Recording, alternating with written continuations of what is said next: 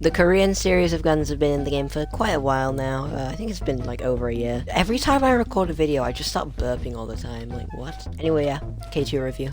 This gun does 34 damage up to 55 studs, and then 20 damage from 120 studs and beyond. So it's a 3-shot up to a fairly decent range, not too far. And it drops down to a 5-shot at a very far range, so the drop-off is very slow.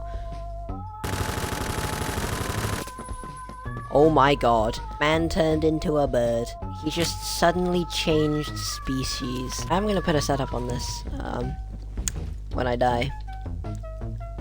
Or now. This gun doesn't have too bad recoil, it is very easy to control. The setup I would recommend is reflex sight, or if you want, well, the sight doesn't really matter. I would personally use reflex or Kosaku. I actually prefer reflex to Kosaku. I'd recommend compensator, stubby grip. But you can retract stock on this? I genuinely did not know that. Maybe green laser, doesn't really matter that much though. And no ammo conversions. This is the, kind of standard, like, no recoil setup.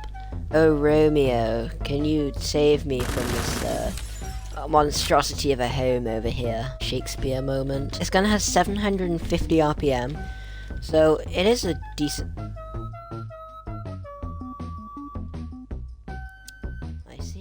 This gun has 750 RPM, that's still decently fast. That's the recoil pattern. This is with compensators, so you can literally just pull down. The enemies are spawning in now, so I should be able to get some good gameplay. Even though this video isn't gameplay oriented, but we'll do it anyway. It's just like a solid 3-shot to a pretty decent range. That was actually more like a 5-shot, maybe a 4-shot. At that range, I feel like this is if the M4A1 and the AK-12 had a baby, because it is kind of just like the best of both worlds. Evolution to the AK-12. It has a little bit less muzzle velocity, it has 2,400 studs per second. That's still pretty high, but it's 100 less than most other assault rifles. I think like the standard for assault rifles is 2,500, and then like if they want to nerf it or buff it, they will. Reload is like pretty meh. Like it's not exactly slow, but it's not like the fast reload.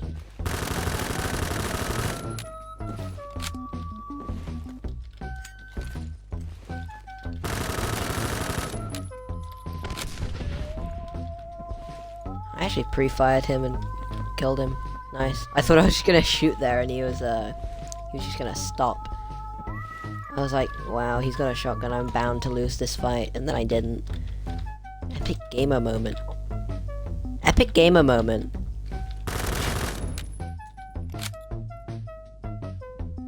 Epic gamer moment. Overall, this gun is just very good, and it's very balanced. Yes, it is one of the more powerful assault rifles.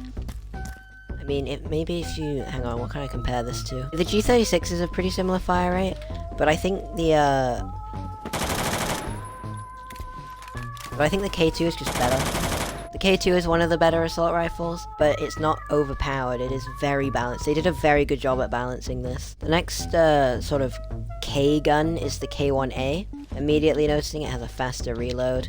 This is the carbine version of the K2. It is the predecessor for the K2 though.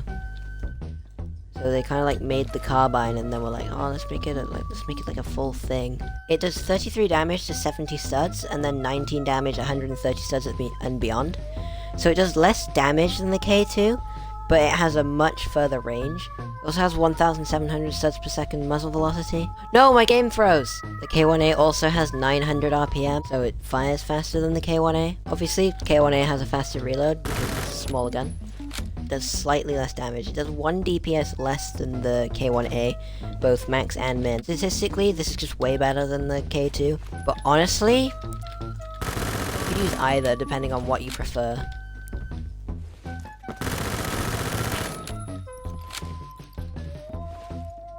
Out of the ones that I'm reviewing today, because I'm not doing the K14, because that's just like a completely different weapon. This is definitely the best one that I'm reviewing today, especially since the K7 got nerfed. Next we have the K7, which is the SMG version and integrally suppressed version of the K gun. It is literally just an integrally suppressed K1A that shoots 919 Parabellum. This used to be the best K gun, but then they nerfed it, so it does a 7 shot at range. It still has a pretty decent range, although the damage is so much lower that it's just not worth having that range anymore. You can put barrel attachments on this. Okay, I already can't afford this. And also it has a much faster fire rate. It has 1100 RPM. I almost said 11,000. That would have been very wrong. It also seems to run out of ammo really fast. They didn't nerf it to the point where it's not worth using anymore, they just kind of nerfed it to the point where it's not overpowered. I actually mained the K2 when these guns came out for like a month, and then I unlocked the K1A normally and didn't really use it, and I pre-bought this because it was like a half price thing, double XP, half credits. It was pretty cool. Why am I... That's not a window. In CQC, this is good because it's 1100 RPM and it's a 4-shot. That's my review on the K-guns. They are still very good. They're not overpowered. K7 isn't as good as it used to be. If I had to rank these guns, I'd probably go K1A, and then K7 and K2 are kind of in the same place. All of these guns are well-rounded for their class, and they're not too overpowered, but they are still like worth using and actually pretty good. But yeah, that's the K-guns in Phantom Forces. Leave a like if you enjoyed, subscribe for more, click the little bell to never miss a video. Join my Discord, that will be linked in the description. This was recorded live on Twitch, so if you want to get premium early access to my videos, then I guess you should go check that out. That will also be linked in the description. We do other things as well, but like, it's not what I'm talking about. Anyway, yeah, end of the video.